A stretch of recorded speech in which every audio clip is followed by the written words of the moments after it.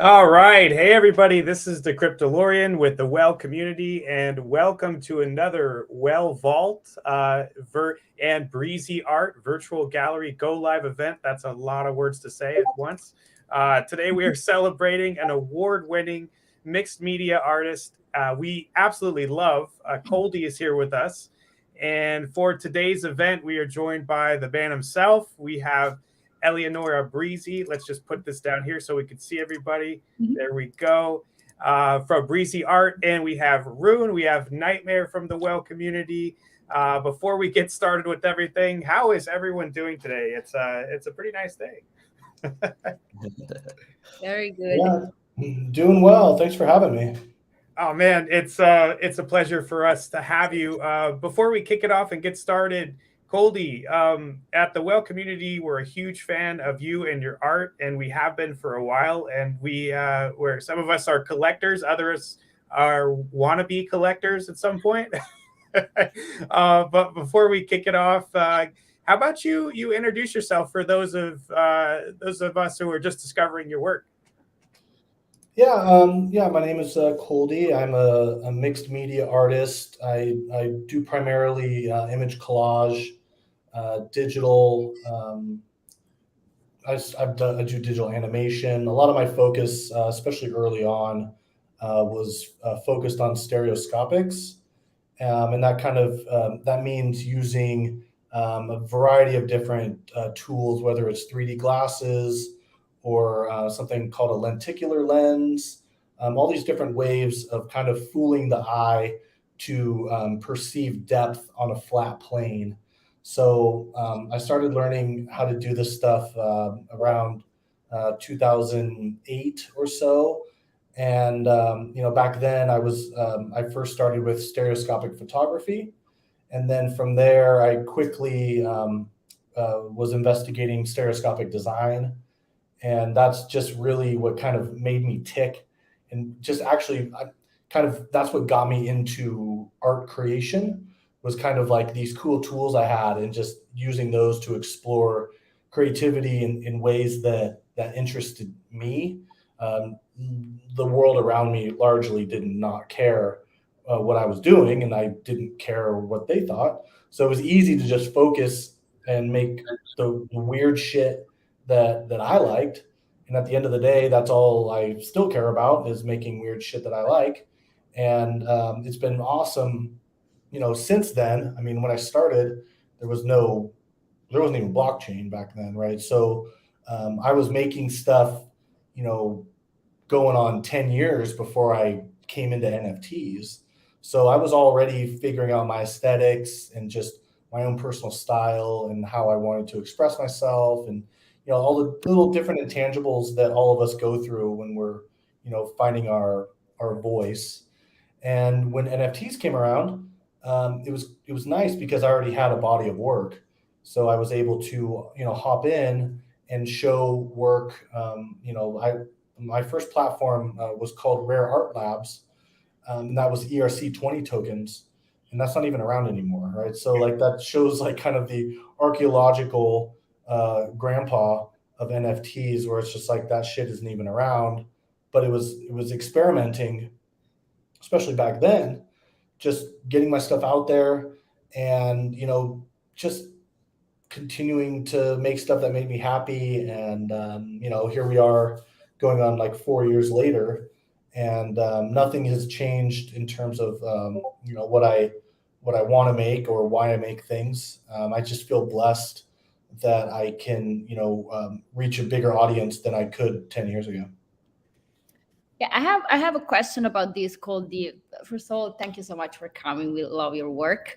And also, you are the first one to tokenize stereoscopic works on the blockchain, right? Yes.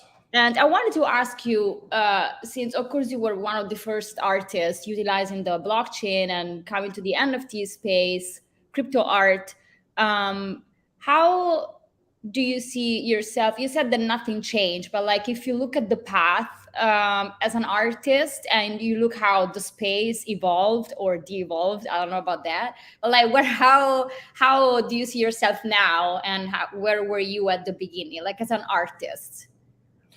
I think for me, it's always having like a theme or something that I want to talk about. And early on, I was trying to find different themes that would kind of just drive me to make stuff, and most of my stuff is story based, or there's something that I want to express or get across to people who view my stuff. Because, especially with 3D glasses types of art, they're fully engrossed. When they put on those glasses, they're not looking at anything else except for this art. And I've always appreciated that, because so many times you'll go to a gallery or you'll be at an art fair and you're just like walking sideways and just seeing, you're not stopping, just Sure. seeing and not taking any time. But when you put the glasses on, I have this like there's nothing, it's full focus while they have those glasses on. So I try to take advantage of that and try to, give a message or educate somehow, or just open up people's minds.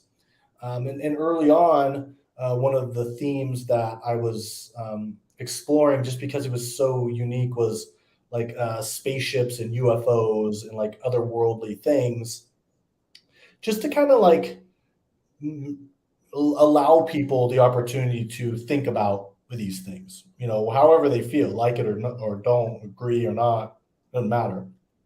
My whole thing with art is I'm looking for a reaction, and a feeling, right? I'm not like a shock value, but I want a person to feel something, good or bad.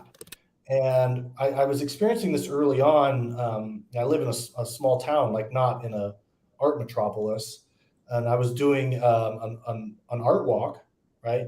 And this woman came in, and she was walking around just doing the normal thing, and she came up to me and she was very upset. She was not pleased, and she told me this. She's like, "I do not like what you're making." And I was like, I didn't have any nudity or there wasn't any vulgar words. Like, it was just these like UFO records hovering in the sky. I'm like, I don't know, like whatever. So, I turned it back around on her. I said, "Oh my gosh, thank you so much. Thank you." And she was shocked. She was like, how dare you? Like, why would you be thanking me? I said, well, the whole point of me making art is for someone to have a feeling, and you just had a feeling. So I succeeded. Thank you. And like, it sent a quiver down her soul that she understood what I was saying, but she was not happy about it. Turned and left. And that was a huge thing for me. And it's that type of thing that today, it's the same thing, where when I make a piece of art, like I just dropped a new series out of nowhere. I just out of the blue, I was working on a series and I said, you know what, I'm just going to drop this thing. And it was that same thing where I want people to have a feeling and I want it to hit, and it can be a short feeling or a long feeling, but there's this intangible thing that I'm going for with each piece. And I don't really, that's kind of when I know that I'm completed, is when I feel like there's something, there's like, it's encapsulated into like a feeling. So that's, started way back then, 10 years ago with that initial angry woman that meant so much to me. But now I'm still going for that, right? I want everyone to have that angry or happy feeling, right, when they look at the art. And to me, that's the whole point of this whole thing. That's very nice. I think that it's very evident and clear through your works that you are searching for a reaction. I think that it's very clear. Also because of of the themes of the works, the way they're presented, the way they're made, there's always so much irony in it, or like references or little internal or external jokes. I don't know. It's always like, okay, for sure he wants me to think about something, which is pretty nice. And no, but I was going through, obviously I know your work, but I was going through your work again for this gallery with Well, and And so I focus a lot on the stereoscopic work. Also, I like one of your quotes when you say like, always bring yourself, bring like a pair of glasses with yourself. You never know, right? Yeah. Like, you never know, and maybe Fair you enough. need it. Which is also very nice what you said. Like, I never thought about the fact that when you are wearing glasses, you can only focus on that thing without distractions. Very cool. And I was thinking, you see, like the way that is looking for a reaction, or for us to like stop and feel or think about something, like have fun with the jokes or not have fun with the jokes, through the technique of like tricking us with the technique, and having like giving us the feeling that we are actually looking through these glasses, but we don't have the glasses.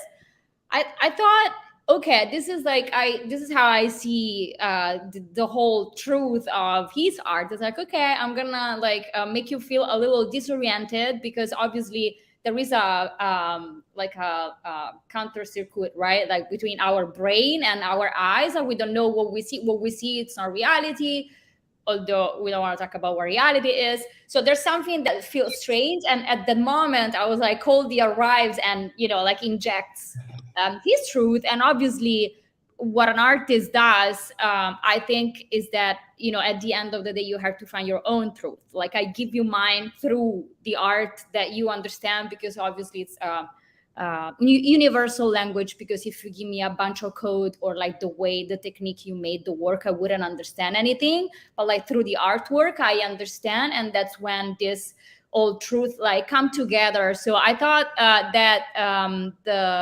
I just thought that the technique that you're using with the stereoscopic work is very also like metaphorical, and very cool to actually understand your art. Yeah, no, thank you. I think that I'm again, my history always kind of like it comes back around. And early on, when I was a kid, we had those ViewMasters of the little, you put the circles and you like click the button and it rotates around. And I remember like very vividly like looking at these things a lot. And it wasn't because I wanted to make them, but it was because I was transported to a different reality or a different place. And I remember one of them was like a Thailand farmer's market or something, right? I lived in Southern California. Like there was nothing similar to that. But what I realized with my little 8-year-old brain was that with this moment, it was like early VR. I was literally transported in a still frame to a reality. And then when I was in that, I could kind of pretend, right? I could kind of like feel like I was living in that thing, even though I couldn't move around. It was stereoscopic, it was real, Yeah. right? So that had a huge impact on me. And I just, it's funny, right? I was 20 years before I started making stereo art, but it was those meaningful, impactful moments that stuck in my subconscious. And I even started making stuff before I remembered, that I was looking at that as a kid. So it's really interesting how your mind can take you on its own journeys. And with my art, I kind of try to recreate that feeling of my 8-year-old self. Yeah. And the wonder Yeah. that when you put on the glasses, like that's what I am trying to capture also. Like, oh, wow. Like, oh, like I'm here now, right? Even though as soon as you take it off, you're back. It's that little slice of time that it's just beautiful. And be able to make it. I mean, to take a photo is one thing because it actually exists right around you. Yeah. But to create it digitally and fully get to create this realm that doesn't exist in our natural world, that's like fifth dimensional shit. That's like we're not even here anymore. So I think what my goal is to open up people's minds to that possibility. Like, what if this isn't even this earth that you're looking at right now? Or what? I just think the more mind expansion that we can allow our brains, the better everything goes in life. You could just kind of not take everything so seriously or look at things differently. So, I guess subconsciously as I'm creating, those are some cues that I am it's almost like visual therapy, where it's almost like, okay, let's get past what you think is real and let's look at something that you want to think isn't real, but could it be? Maybe, Exactly. Could be. Could be. No, it's I can only tell you that you reached the goal, because it's very evident, and the reactions on people, I think, that are just what you were looking for. So for someone who has been creating, as you just said, since forever, since even before that you can remember, what can you tell me about the crypto art specifically? What did it change for you besides the monetary value and the possibility of having a market, which is very important? Did it change anything else for you, since you, like, even in what you are creating and the goal is pretty much always the same? What were the differences that this space brought? Yeah, so I mean, before NFTs, I was making these stereoscopic artworks, and I was putting them on canvases because that was the way that I could get into an art show. Like, there are all these stupid rules with the art world, and as soon as you put a digital, like, I had to figure out, not that I cared about being in art shows, but it was like, let's try, like, let's see if I can get into a show. And if you go to a lot of modern art, even contemporary galleries, if it's on a digital screen, it's usually tucked in the back corner. No one's looking at it because a collector doesn't know what to do with a screen. They're not going to bring that into their house. Like, there's all these barriers. So I wasn't going to put on a screen because that just didn't fit. And I learned a technique when I was in art school called a gel transfer. And a gel transfer is a very labor-intensive process of lifting ink off of paper onto another surface. Like, it takes ungodly amounts of hours. Like, it's very labor intensive and very experimental. That's the only thing I knew of how to get my digital stuff onto a canvas, right? So what do? You use the tools that you have and you go, right? So that's what I did. I started taking my digital artworks with the stereoscopic, put them on a canvas. Each one of those would take me, between designing and doing the process and all that, we're talking 100 hours, like a long time, right? And with different degrees of success. I mean, without getting into the details, if you don't pay attention to what you're doing, you could, like, half your whole gel could flake away. Like, it's very temperamental and hard. So with that being said, I had done several of those, and I got them actually into these national juried shows, which I mean, I was excited to get them into a show, and I was getting hit up by these stereoscopic artists who I knew online, and everyone was just like super excited for me and baffled that somebody accepted this stereo art into a gallery. And they're like, tell me, how did you do it? Like, we all of us have tried for decades and no one takes us seriously. And the underlying thing is that the art has to be good. And I don't like saying the word good. There's a certain intangibleness that the art needs to be picked. And if the art looks good and it's stereo, then that's great.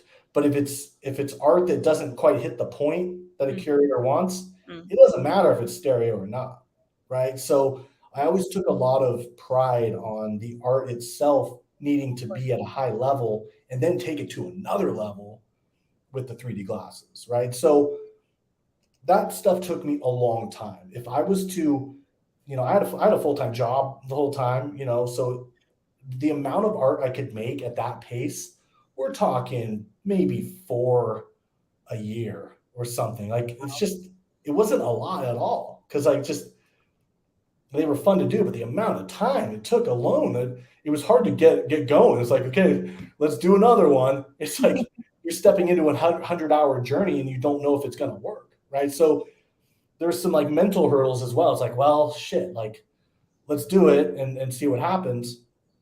when NFTs came around, I no longer had to play the game of putting these things onto a canvas to make someone like choose me. I could fucking throw that all away and do it digital and get things done much quicker. Not the art didn't change, right? It's the same amount of design time, but the process of production quickly went away. So then I was faced with an opportunity to create more things in that amount of time, right? So that was amazing. Instead of doing 4 pieces a year, if you look at my super rare is kind of how I would gauge my production. Man, I think in my first year I made 50 pieces or something, and I mean, even now that seems like a lot. That seems like way too much art making. But I was actually one of the lower tokenizers. Like there's like I would always kind of gauge, because I'm into scarcity. I want quality over quantity, right? I'm gonna take my time and do something to my standards, and sometimes that takes a while, right? And those 50 pieces, to me, I was like, holy shit, how did I make 50 pieces in a year? It's funny, even like I just remember like my ratio was like very low. Like, there was no limits. You can tokenize as much as you want, I think actually it was like 2019. There was a little bit of a rule placed by Super Rare because some people were released like 20. It was just like ridiculous, like to each their own. Who am I to say? But so I was able to create more with that amount of time, and it was a challenge because they had to be up to my standards, but I could move on more quickly and get more ideas out, which was a huge bonus. It was huge. And you mentioned scarcity. I have a question for you about scarcity. So one day I woke up, in the middle of the night, and I thought, are we doing the right thing here? Like, are we creating force scarcity on something that by nature and definition is not scarce, which is digital? So with NFTs, right, it's also like we replicated what the world understands in terms of economics. Like we replicated that, like humans, we in our society we understand, and we replicate it in digital.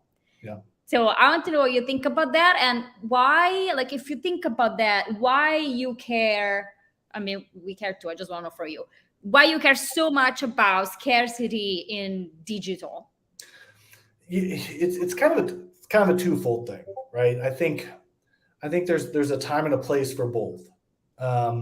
Early on, when I was creating stuff, I was creating one-of-ones. I guess early when I was at Rare Art Labs, I was just testing because there wasn't really a roadmap for what was like the way to go. So and Rare Art Labs, I had I don't know if I had any one-of-ones. I had like an edition of 10, edition of 20, edition of 50, because I was just trying to feel out what people would want and different price points, and I was just trying to figure that stuff out.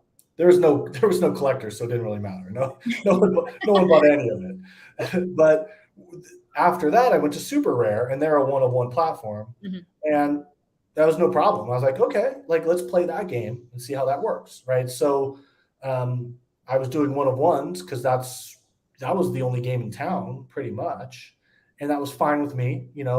I was getting collectors. I was selling for what the market was bearing. I wasn't setting the price. I was letting the price kind of dictate itself. And, after a certain amount of sales at a certain price point, I'd be like, okay, like let's raise it by 10%. Like you guys feel like you've told me you think it's worth this much. Cool. My next one will raise it a little bit. So I wasn't saying it's my way or the highway. And through that, I was able to get many more collectors that appreciated my art, right? So that was great. Oh no. Oh no, did we lose him? No, we lost Coldie. We lost Coldie? Yeah. Oh, We didn't This is rug him. such a We did not rug him. we did not rug, and I've been loving this interview, to be quite honest. I've been treating myself as a viewer. It's a good chance to introduce the gallery. So let's do that while we wait for Coldie to come back. Yes. If you do have him on ping, oh, there he is. We're just going to drop the other Coldie, and then we're going to do the other Coldie. Hello. Hi, we lost you. I'm actually pretty proud I picked it up that quick. Yeah, my laptop died. So we can just hop back in. Are we live? Are we good? We are live. And why we transition, there's a plane going overhead, but I'm going to put the gallery up. I just wanted to say this, and then we'll continue. This interview, by the way, is fantastic. I just want you guys to keep going. Oh, thanks. I'm having a blast listening to this. I appreciate it. Man, but this is the gallery, and we want to unveil it. And for all of those listening right now, so you can go and claim a POAP, but you got to jump in the Discord, and there's instructions and all that. But as things go on, if you jump in the Discord, we'll figure it out for you. We'll give you instructions, but continue on the conversation because I really want to hear more about this. I'm having a blast listening, so go ahead. This is great. I'm glad we can get two birds with one stone. We can start looking at the gallery too, and just this gallery is beautiful. It's a fun retrospective of stuff I've made through the years, and it's good to kind of see all these things next to each other, and see themes and evolutions. It's good to look at. Actually, we can kind of tie these things a little bit. One of the first ones, actually, why don't we go look at this X copy collab, because this one's like pretty fun. So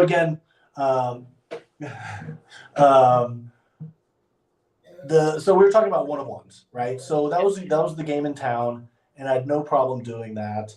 And I got more collectors through doing that. And part of it at the time was experimenting. I'm always experimenting. I'm always kind of trying to see new ways that I can shake it up for myself or shake it up for just, everybody. And one of those things was doing collabs. And I can't say if I was like the first collab person, but I know that it wasn't a thing. And I was just kind of going around to my buddies, right? And I believe this could have been the first. I think it was. You mean the first collab in the crypto art space? At least of mine. I'm not a historian. I'm sure I'm not the first in crypto art. That would be a ludicrous statement. But for myself, I believe that this X copy was the first collab, and it was so much fun, because I was working on my decentralized portrait series, and I was like, just looking at ways to kind of have fun with that. So I hit up X, and I was like, hey, dude, I have this idea. Can I clip together a bunch of your faces and make a portrait out of it? And I was learning the animation. That was all very new. And he's like, hell yeah, like let's, he's always open to this stuff. And I was just stoked that he wanted to play. And so I started clipping the stuff together, and I was like, oh, dude, I want to put a mohawk on this guy, because I wanted to add some more 3D like perspective onto it. So he drew me these like mohawk, these animated mohawk things. And I'm looking at that. I'm trying to remember how I made that. It might have been like one of my first After Effects pieces, but that to me was like such an important piece because first of all, I got to collab with someone who I, super respect. And it was early on before all this mayhem. And we just came together for this, little short-term relationship and made this piece of art that, looking back on it, geez, at least 2 years or so, I don't even know how, 2-3 years now, it still holds up to me. And I look at that and there's pieces about that I want to revisit, not specifically X copy per se, but I'm looking at elements of that piece. I'm like, oh yeah, like there's, you can learn things by making, and you can also learn by looking back at the things you made a while ago, and you can pick little gems out. So like, I'm actually pretty stoked to look at this thing right now. So just Coldie, just so that you know, this piece here, what I was, what's funny is I'm a fan of this piece. There's a lot of other pieces that you did that I'm also a fan of. But when I was looking at this piece, I was both Cartoon Advisory, who he and I are the ones that made the gallery. But what we looking at your other works, we kept on getting the old school like Max Headroom vibe for this. And I was like, man, let's get an old school TV and just plaster it on there. And I tried to make it look old school and like the tint by like, fading it out a little bit. But I was like, no, this isn't right. So I just left it as it is. It looks really good. Thanks. And so that's why I put it on the TV, but I also put it within the gallery as well, so that people can appreciate it more in a bigger size. But that's the reason why. It totally works. I absolutely love that. It's nice integration. Yeah, I'm a kid of the 80s, Max Headroom was definitely around. And, I can say that I wasn't like old enough to be cool and into Max, but it was one of those jarring visuals that was like, okay, that's different. And to me, that was important. To bring forward, and there is a lot of nostalgia. Many of us here are like the video game home computer generation, where we were the first ones. Half of my early childhood was outside playing, like riding a bike and going to a park. Right? That was just what you did. Right? Well, then came video games and computers, and pretty much everybody got sucked into that. But me, as just kind of a nerdy, introverted kid, I went pretty heavy into that. And, it's evident in what I make. There's a lot of like 90s vibes. There's a lot of like grunge music vibes, because I grew up with all these, like cassettes and CD covers of the bands I love, like, Pearl Jam and Nirvana and Soundgarden and, Smashing Pumpkins, all these bands that had very good album art. And I can tell you my aesthetics were born by looking at the liner notes for these albums. Like Pearl Jam did an album called Vitology, and that is maybe the best album conceptual art that it's one of the best. Like, they recreated a book and it looked like it was 100 years old, and it was just gritty and raw. And as a teenager, I wanted more of that in my life. So that's what I started creating. I was like, if that impacts me that much, I'm going to use that essence in my own style and, go ahead and like, it's from all of those things that we consumed. Like I consumed a lot as a kid, and I've kind of switched from consumer to creator. Like, I don't really watch a lot of TV. Don't watch a lot of film. I like good film, like a good film. Like, I don't just turn on Netflix and zone out. Like, that is not how I use my time, But if I find a good film, often those have to be on DVD, because they don't usually have good film on Netflix. I hate to say it, but good cinema. Actually, one of the best movies I saw that changed my whole entire life. I was in 7th grade, and my dad took me to see Seven in the theater, and I was in no shape to be seeing that movie when I was in 7th grade. But bless my father for not knowing any better. That completely changed my entire visual reality. From the beginning credits, David Carson, who is the top grunge designer of all time, he's the GOAT. He did like the opening sequence of that, and like my video reference brain could tell you that entire opening because it's so fucking good. And God, I can go on and on, but it's all of those things from an early childhood that you exactly nailed. Like, it's on the retro TV. It's that 90s glitch vibe. Yes. Even though I wouldn't call myself a glitch artist, I love distortion and I love raw, like I think that there's perfection and imperfection, right? And that's something that I always strive for, whether I'm doing it consciously or not.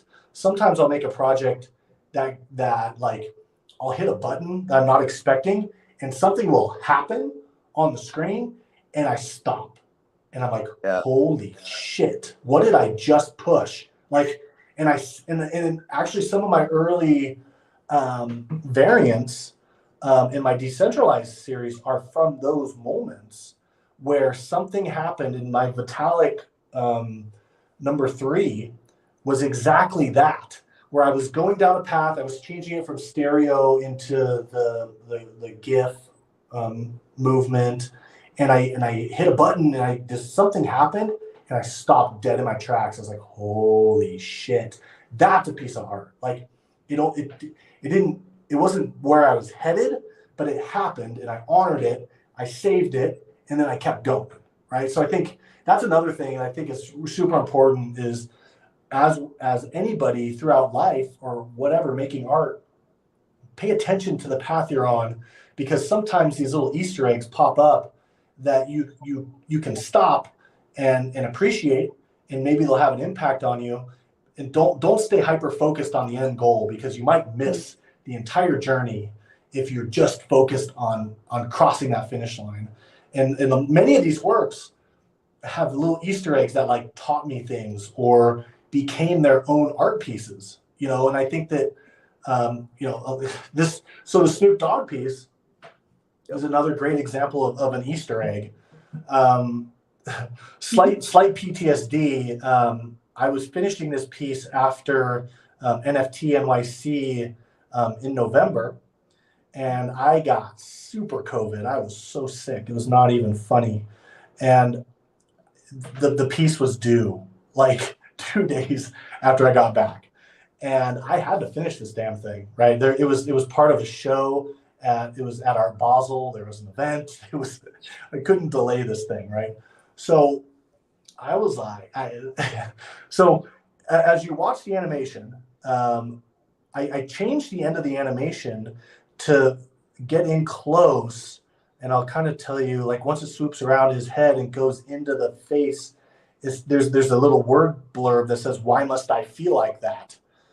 And it's a lyric in the song, if you know the song, but it's also a reference to how sick, right there, how sick I was.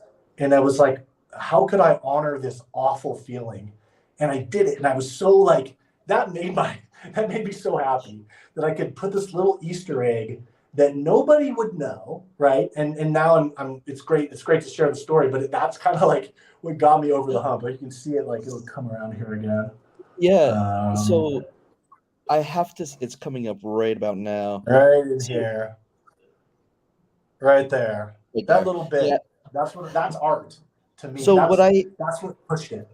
Yeah, and so I have to say that building this, I spend a lot of time with each of the pieces, and so I've seen it multiple times, listening to it as well, and I was very curious as to why you zoomed in on that part, because I have that original, I'm a huge fan of Snoop, and I was like, there's something here. And I was just curious, and that was one of my questions I was going to ask you was, was there a reason for zooming in on that? Yeah, no, it's absolutely that. And another funny story on that one was, Snoop recorded audio for this thing, which, when I did a collab with them, I made it very clear that I obviously wanted to do this thing, but it was absolutely not going to just be a cash grab. Right. Yep. We had to collaborate. Right. And it was the deal was I'll do the whole animation. I'll take care of all that. I want, Snoop to record a track. Right. So let's really do it right, so we can honor each other and do it the way collaborations need to be done. And he was totally game. He's like, let's do it. So I was like, oh, damn, that's cool. Let's do it. As things would happen, Snoop's personal life, he had some things going on. He was super busy, right? And his manager was like, can you help out with some lyrics and write down some stuff, because I know the blockchain, I know all the buzzwords and all the nerdy stuff, and they again, we're on a deadline, and he's like, hey dude, can you send us those lyrics? And I was like so sick, and I was on NyQuil, and if you don't know about NyQuil, it's like you might as well be on a different planet. It just completely obliterates your brain. I think just so you sleep. But like, I was working on it, and I wrote all those lyrics on NyQuil, and they didn't change any of the words. they loved it. They're like, where did you come up with this? I was like, oh man, I don't even remember, to be quite honest with you. But it was all of those things are what make art worth doing to me. Not that I want to be sick or on NyQuil, but it's, they all have stories, whether it's for me or for other people, that make it meaningful, and it makes me want to do the next one, because there's always some story that ends up happening. We can walk around this thing, every single one of these has a story. And there's First of all, there's another sorry. Well, I just wanted to say I can only imagine how dope that is, being a California kid, first of all. But also I particularly like that piece because hip hop as a music is to me appealing, I think, in the same way that that collage art is, right? You take pieces, you repurpose it, you have a new message, and it has a whole new meaning. And even the parts that you take to repurpose can totally change, and how the composition comes together. So the more I looked at that and thought about it, I said, what a genius collaboration. Yeah, you talk about bucket list things. That's not even on a bucket list. That's not even on a list. That's on a list that appears in front of you. It's like, oh, yes, that is on my bucket list. I didn't know that was an option. Thank you very much. Let's do that, Snoop. Mm-hmm. This is kind of a good segue. So this being just a piece that I hold very fond of myself, the next piece I did in this series evolution is I was pretty ballsy. I decided to shut down the decentralized series with the MP4 loops and that style. I said Snoop is the last one, and I remember I was on Kevin Rose's podcast, and I kind of announced it there. And he was like, are you fucking serious, dude? Like, are you really doing that? Like, he's like, you could make those forever. And I said, yeah, I could, but that sounds boring. Like, why would I want to keep doing the same portraits forever? Even if people were buying them, like, that sounds really boring. So yeah, it's a risk. But what I did is I'm going to continue that series in VR and AR. So now I'm taking the pieces and making sculptures out of them. So the collages are still going to live, but now I'm taking them into this arena, right? So you can start taking these GLB files and walk around them and experience them in a way that isn't flat. And that, to me, great. I want to do that, right? So that it kind of keeps the theme similar, but it's a whole new aesthetic where I get to learn new things. I get to experiment in different ways. And after Snoop, I did a piece for a tribe in the Amazon. Talk about a different context of subjects. You go from the biggest hip hop, one of the biggest entertainers of all time, to a tribe in the Amazon who I would argue to say are equally as legendary as each other, right? They just come from different ways of life. They both, geez, if you really want to think about it, like Snoop came from the streets, right? They come from the jungle. Like, what's the difference, right? It's just different wrapping paper and different clothes, right? So, I thought it was perfect to kind of go into that evolution doing this tribal piece. And I can only tell you, I believe that if you do things for the right reasons, the universe or whatever you want to believe in, some higher sense, opens up opportunities to you. And I chose to do this because it was the right thing to do. And I wanted to shed some light on this tribe in the Amazon. Their forests are being cut down. Their whole lives are being threatened. What can I do as an artist? I can make a piece of art that a bunch of people could see, right? like, well, how else could I spread the word, right? I think that anytime that you're given a microphone, you know, or some stand, and you have a chance to communicate with people, you should do your best to honor that in positive ways, right? So I said, dude, let's do this. The heavens, the universe opened up for me when that happened. You know, my piece, well, I was in New York on Times Square, and I got to look on a billboard and see my art. And it was the tribal art. It wasn't Snoop Dogg. And I loved it that it was that piece, right? Because would more people know the Snoop portrait? Absolutely. Oh, of course. But it would help, I guess, Snoop and me. That's not what this is about. The tribe being there, that's a global resistance statement that I made, that I couldn't be more proud that it was that piece out of all whatever 150 pieces NFTs I've done. That was the one. And it just filled me with joy. And it was because I did it for the right reasons. It was not about the money, or it wasn't about where it was going to get me. You know, those things, those are short-lived things. You know, you get a little bit of money, cool. Oh, it's popular, cool, right? Those things vaporize quicker than you could imagine. But if you can do something that helps the lineage of a family and keep their livelihood alive, absolutely, that was the best decision.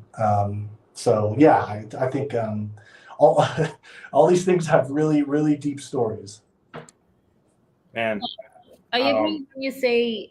I agree when you say that it's not only that you did it for the right reason, and you say like the universe somehow gets it. What I think about the artworks is when they are truthful, when there is truth. It's like, even as you know, when they ask you to pick 10 artworks, which is something very bad to do, right? Like, how do you pick? Like, are you going to pick what you like for yourself, like personally? What is your aesthetic taste? I always try to pick what I feel it's truthful.